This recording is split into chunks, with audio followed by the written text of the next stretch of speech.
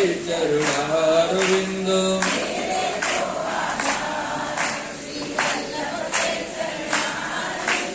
मेरे तो आधार श्री वल्लभ के चरणारविंद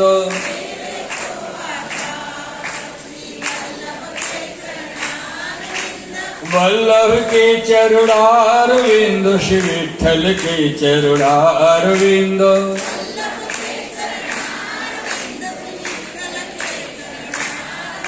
श्री वल्लभ के चरणारविंद श्री विठ्ठल के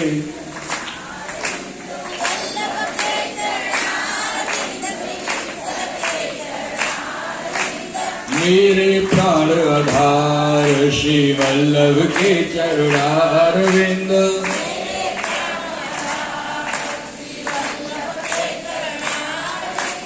मेरे प्राण आधार श्री वल्लभ के चरणारविंद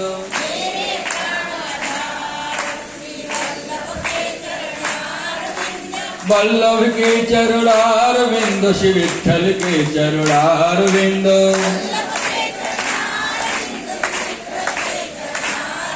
श्री वल्लभ के चरणारविंद श्री विठ्ठल के चरणारविंद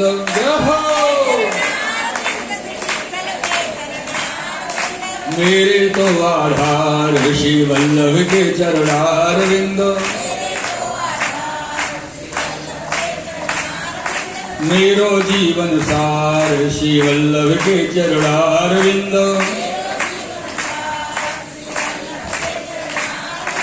माथे को श्रृंगार श्री माथे को श्रृंगार श्री मेरे गले को हार श्री मेरे गले को हार श्री वल्लभ के चरणारविंद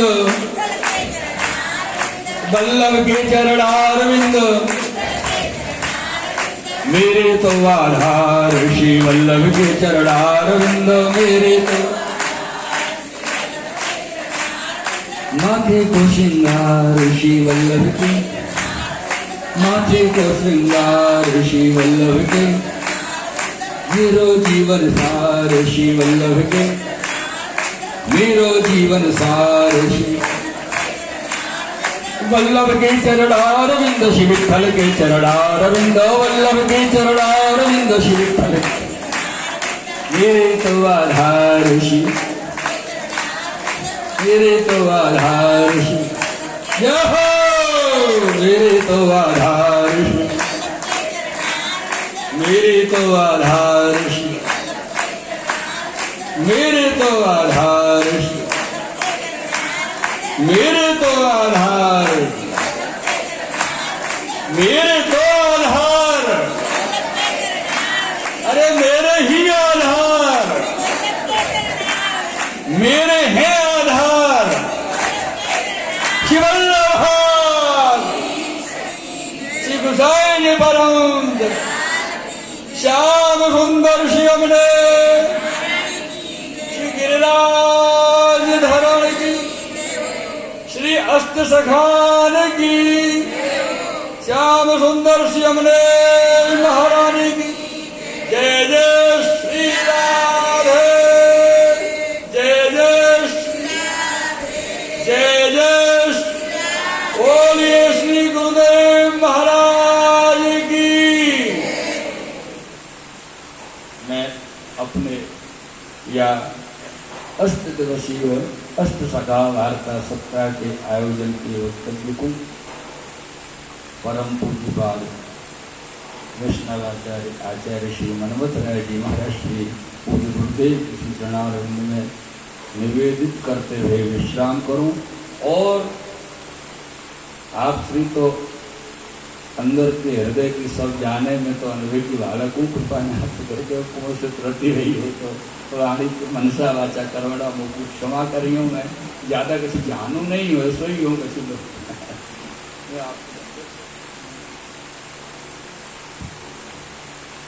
हेलो हेलो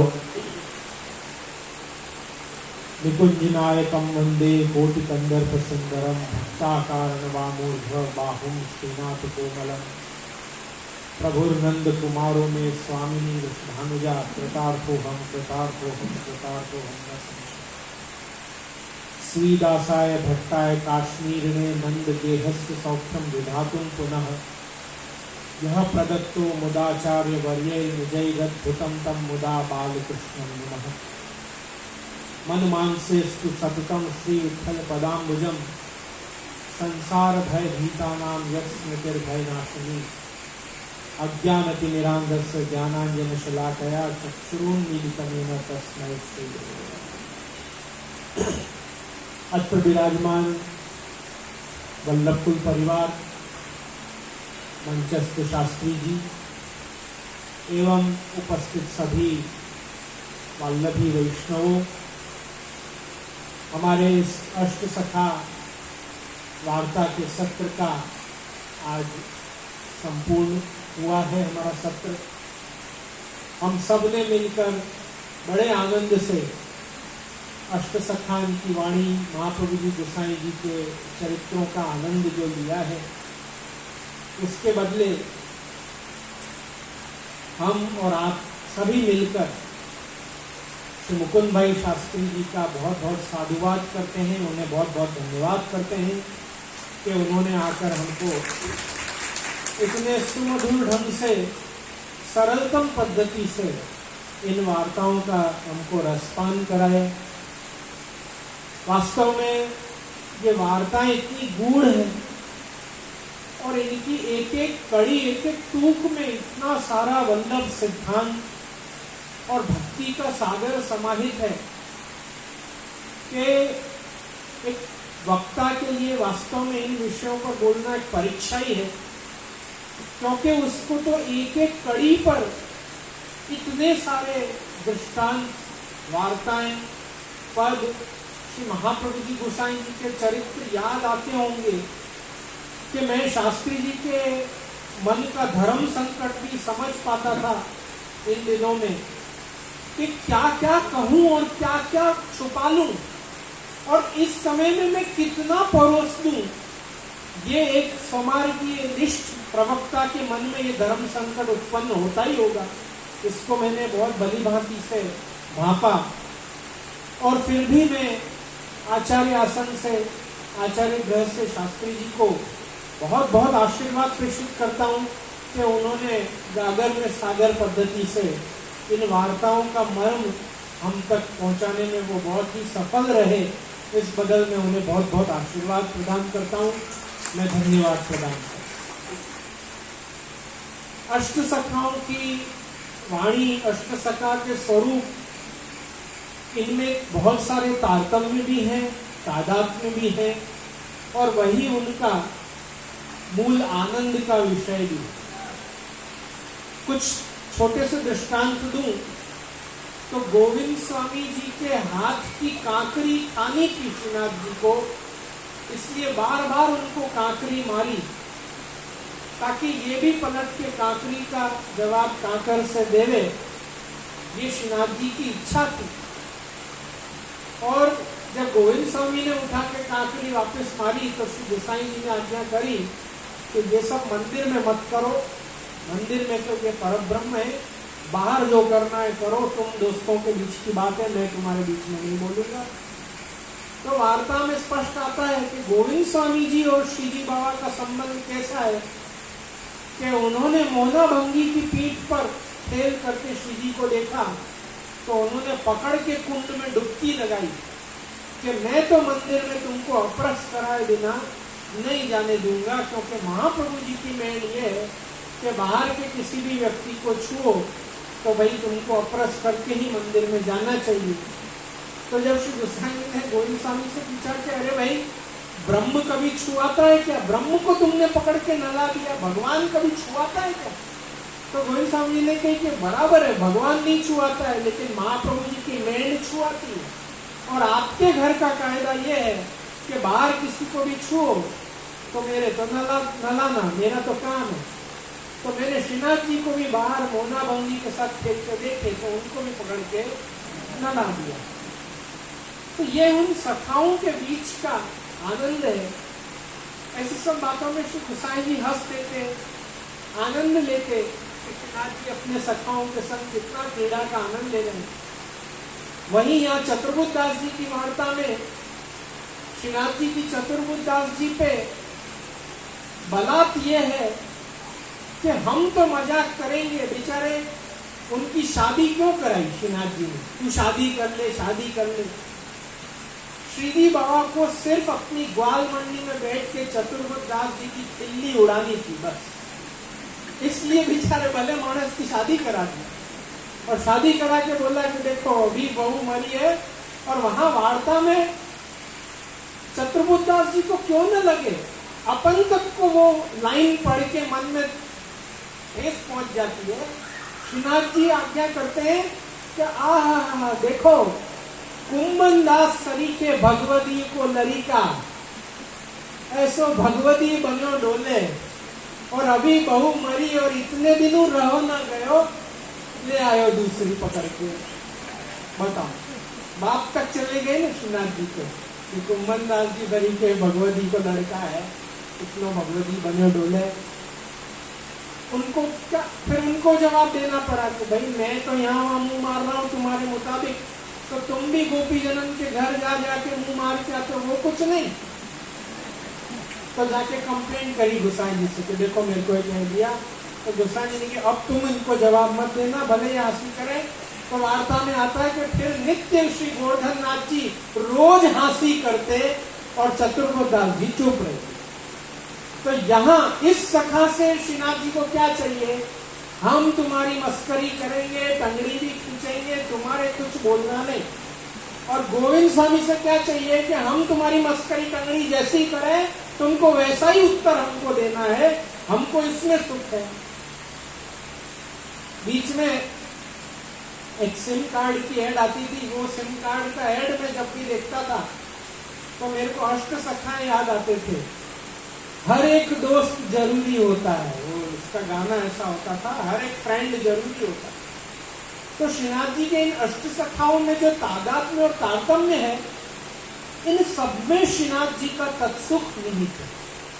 और ये सब सखाओं की वार्ता की उत्तमता यह है कि प्रत्येक सखा को मालूम है कि श्री जी को हमसे क्या चाहिए, और वो उस प्रकार का ही सत्य प्रदान करते हैं ठाकुर जी को।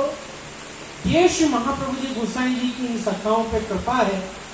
आज हमको ये बात पता नहीं है कि ठाकुर जी को क्या रुचता है, क्या नहीं रुचता है।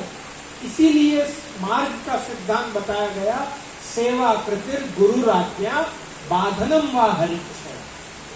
जब तक हरि इच्छा स्वयं प्रभु अपने मुख से तुमको कहने ना लग जाए, तब तक सेवा कैसे करो, गुरु आज्ञा से करो। गुरु जैसे आज्ञा करे, ये समय ये वस्त्र धराओ, ये समय ये श्रृंगार धराओ, ये समय ये कीर्तन होगा, अमुक दिन ये सामग्री अरोगानी। जब तुम वास्तव में फलावस्था तक पहुंच जाओगे, तब तो ठाकुर जी स्वयं ही तुमको आज्ञा करने लग जाएंगे कि मुझको ये नहीं ये अरोगाओ, ये नहीं ये धराओ। पर जब तक हम उस अवस्था तक ना पहुंचे, गुरु आज्ञा ही हमारा साधन है और गुरु आज्ञा ही हमारा फल। इन वार्ताओं में बहुत छोटी छोटी ऐसी मर्म स्थान है जहां यदि वास्तव में प्रकाश न दिया जाए तो व्यक्ति को भ्रम भी उत्पन्न हो सकता है। जैसे आज ही आया ना कि कुंभन दास जी ने चतुर्बुद्ध दास जी से पूछा, तू कहाँ गए हो? तो निकी मुझे गोकुल ले गए बालक।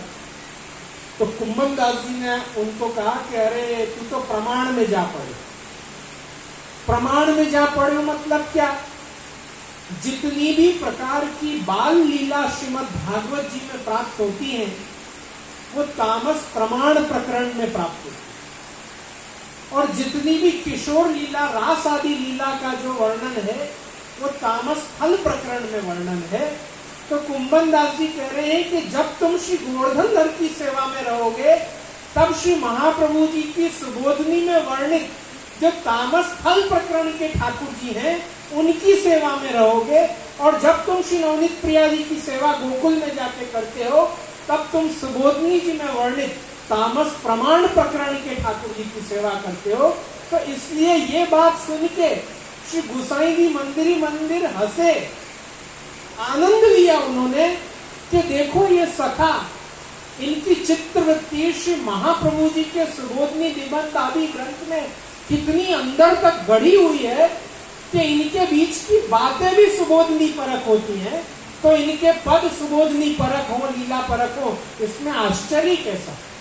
इनकी तो दैनिक वार्तालाप भी सुबोधनी निबंध आदि आचार्य चरण गोसाई जी के ग्रंथों के अनुरूप ही होती है। इनका जीवन ही श्री आचार्य चरण की वाणी के अनुरूप है, सिद्धांत के अनुरूप है। यही तो इन सखाओं की विशेषता है। अष्ट सखाओं की वाणी, 252-84 वैष्णवों के चरित्र, ये सब हमारे अंदर ब्रजभूमि, ब्रज लीला, ब्रजस्थ श्री कृष्ण के स्वरूप को और दृढ़ करते हैं। हम महात्म ज्ञान करेंगे, महात्म्य पढ़ेंगे, तब हमको महात्म ज्ञान हृदयारूढ़ हो। ये सारे चरित्र जब हम पढ़ते हैं, जैसे गोविंद स्वामी जी के वार्ता में आता है कि गोविंद स्वामी जी को महाप्रसाद लेट मिलता था, तो वो महाप्रसाद लेके जब तक आते थे तब तक श्रीजी बाबा को अपना वेणु वेत्र कमल छड़ी आदि लेकर खड़े रहना पड़ता था कि गोविंद स्वामी जी आए तो मैं खेलने जाऊं। तो गोविंद स्वामी जी को जल्दी प्रसाद दिवाने की आज्ञा करी श्रीनाथ जी ने कि आप गोविंद स्वामी जी को जल्दी प्रसाद दे दिया करो ताकि मैं जल्दी खेलने उनके साथ जा सकूं। आज भी अपन जब श्रीनाथ जी के पर्वत के मंदिर की ओर जाते हैं तो श्रीनाथ जी के चरण चिन्ह और वेत्र का चिन्ह सबसे प्रथम हमको दर्शन होता है। श्रीनाथ जी कहाँ ठाड़े रहते थे, वो स्थल आज भी हमको दर्शन कराया जाता है। जब हम श्रीनाथ जी के मंदिर में घुसने जाते हैं तो द्योड़ी आती है, जैसे ये हमारा जो द्वार है इसको द्योड़ी दरवाजा कहा जाता है। तो श्रीनाथ जी के मंदिर में जहाँ पोरिया बैठता था, वहां बैठ के चतुर्बुद्ध दास जी ने सारे विरह के पद किए हैं, वो द्योड़ी हमको बताई जाती है कि चतुर्बुद्ध दास जी यहाँ बैठ के विरह के पद गाते हैं। पर्वत के ऊपर से सदु पांडे का घर दिखाया जाता है। नरों की गाय यहाँ दूध स्राव करती थी। श्रीनाथ जी का प्राकट्य यहाँ इस कंदरा में से हुआ था। श्रीनाथ जी की सेवा महाप्रभु जी गोसाई जी ये मंदिर में करते। जमनावता गांव में कुंभन दास जी रहते, उनके घर जाकर श्रीनाथ जी टेटी का शाग और बेजर की रोटी आरोपते। ये सारे पैठा गांव यहाँ, जमनावता गांव यहाँ, ये सारे गांव, ये सारी लीलाएं हम पढ़ेंगे नहीं तो ब्रज जाके क्या करेंगे। ब्रज में हमको सारे स्थलों के नाम भी इंगित कर दिए जाएंगे, तो भी अगर हमने पढ़ा ही नहीं होगा, हमको कुछ पता ही नहीं होगा, तो ब्रज में जाके बस श्रवण मंगल होगा। हाँ भाई, यहाँ ये चित्री शिला है, ये फलानी शिला है, ये मुकुटी शिला है, ये सिंदूरी शिला है, हाव भाव की शिला है। ये सब चीजों का आनंद आस्वाद लेने के लिए अष्ट सखाओं की वाणी, ये 252-84 वैष्णव का अवगान करना बहुत आवश्यक है। ये हमारे जीवन का विषय है।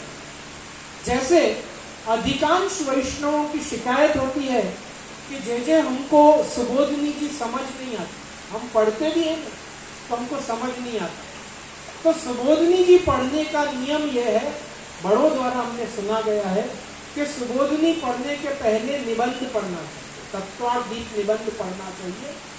तत्वार्थ निबंध पढ़ने के पहले पूरा षोडश ग्रंथ भावार्थ सहित पढ़ना चाहिए। षोडश ग्रंथ पढ़ने के पूर्व 252-84 वैष्णवों की वार्ता और शिक्षा पत्र पढ़ना चाहिए। यानी हमारे पढ़ाई का सिलेबस यदि देखा जाए तो 252-84 वैष्णवों की वार्ता और शिक्षा पत्र से प्रारंभ करना चाहिए। उसके बाद षोडश ग्रंथ भावार्थ सहित पढ़ना चाहिए। उसके बाद निबंध आदि ग्रंथों का अवलोकन करना चाहिए और छल्ले जाके सुबोधनी जी का अध्ययन हमको करना चाहिए। उसी प्रकार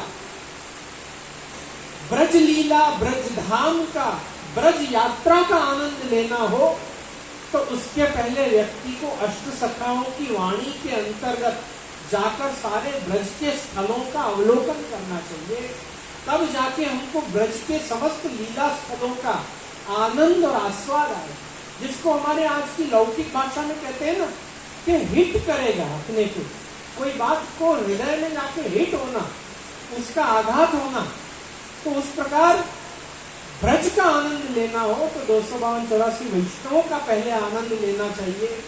क्योंकि उनके जो ये ब्रज के चरित्र हैं, कौन सी जगह श्री महाप्रभु जी गोसाई जी ने कौन सा चरित्र दिखाया, कौन सी लीला करी, ये सब चीजों का आनंद इसमें ही तो है।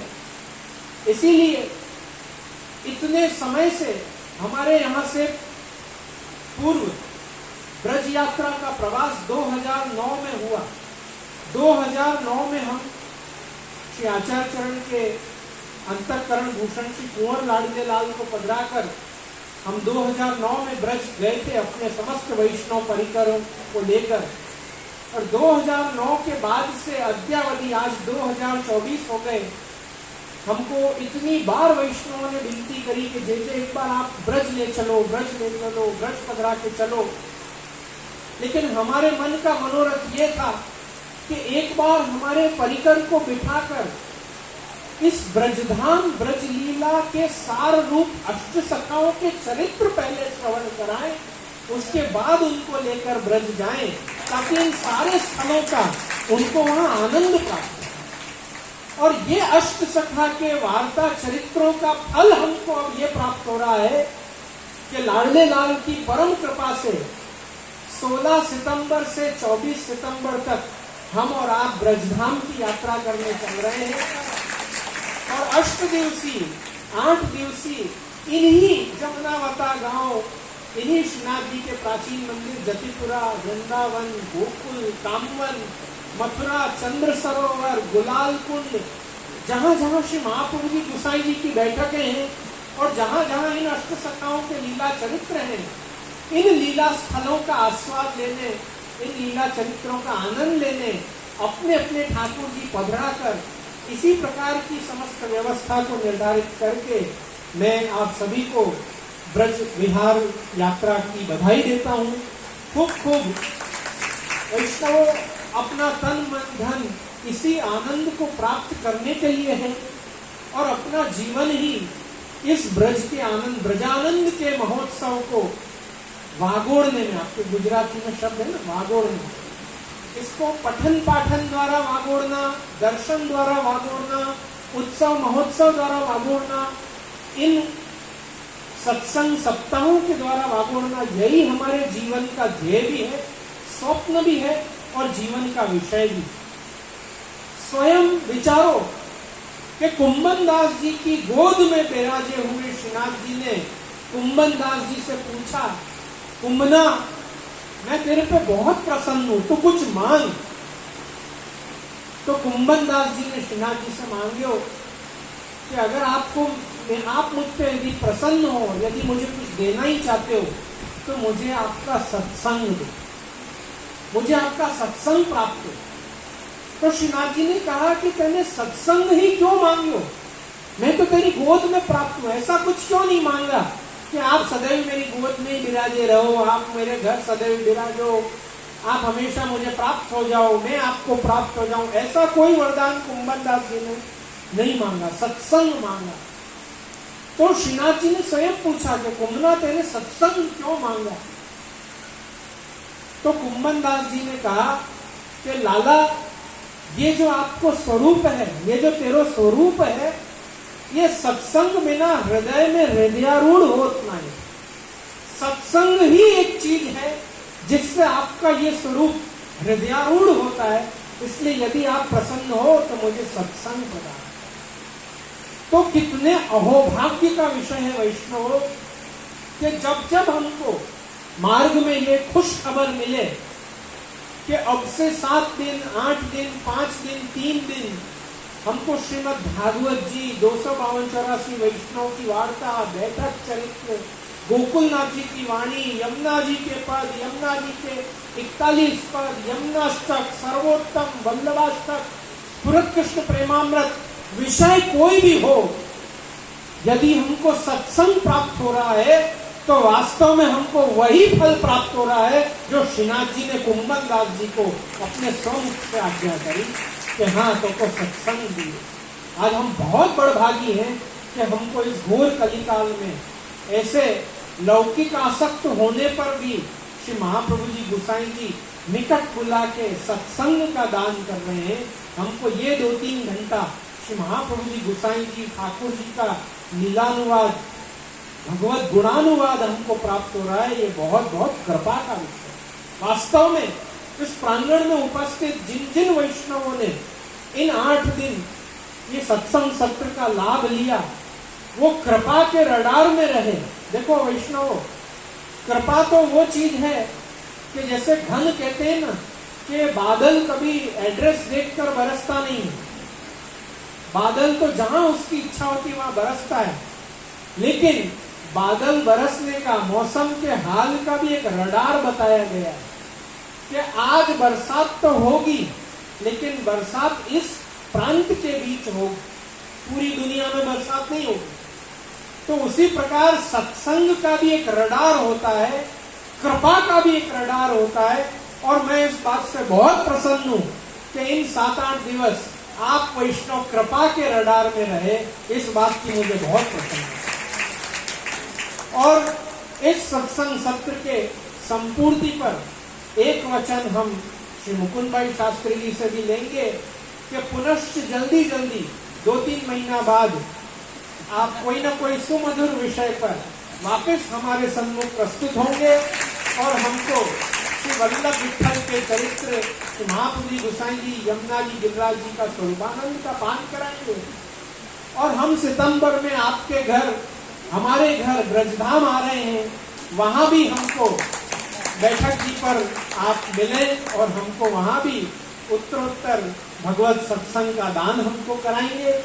गूढ़ार्थ प्रकाश करने के लिए तो हम हमारे बड़े वल्लभ कुल परिवार विराज ही रहे हैं, पर आप जैसा स्नेही और सत्संगी हमको मिलेगा तो हमारे ब्रजवास को भी 2 पर और लग जाएंगे।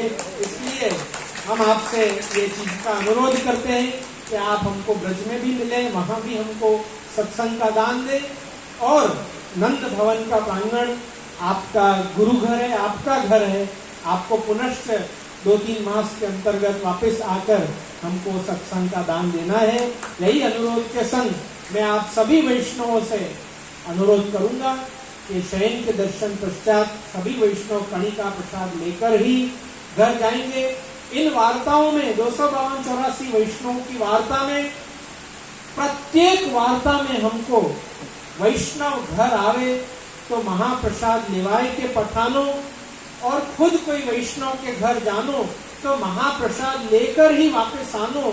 अपने मार्ग में महाप्रसाद का अनेरा महात्म्य बताया है। अपने यहाँ तो कहवत भी प्रचलन में है कि जैन नो पैसो चूड़ा माँ और वैष्णव नो पैसो दूना माँ।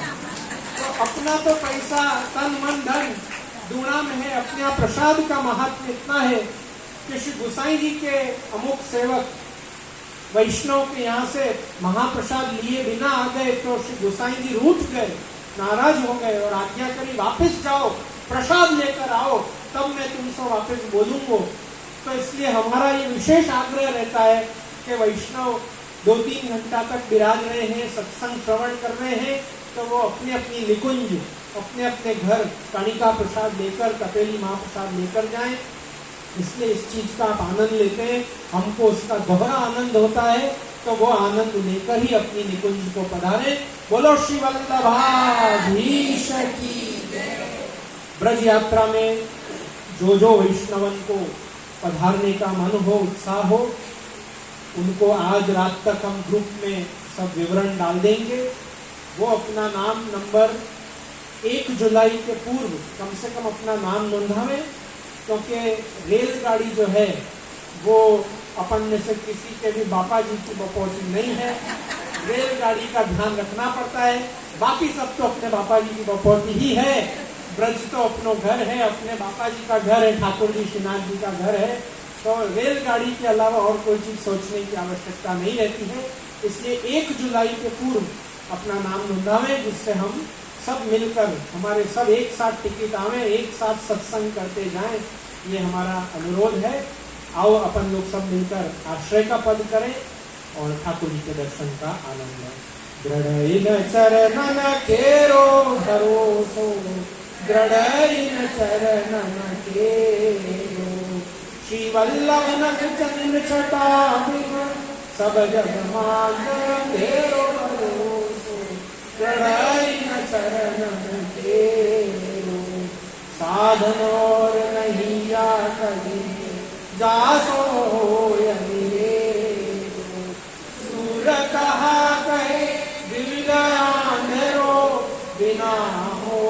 को चेरो भरोसो दृढ़ इन चरणन के। बोलो श्री गिरिराज धरण की, श्याम सुंदर श्री अपने श्री वल्लभाधीश की, श्री गुसाई जी परम दयाल।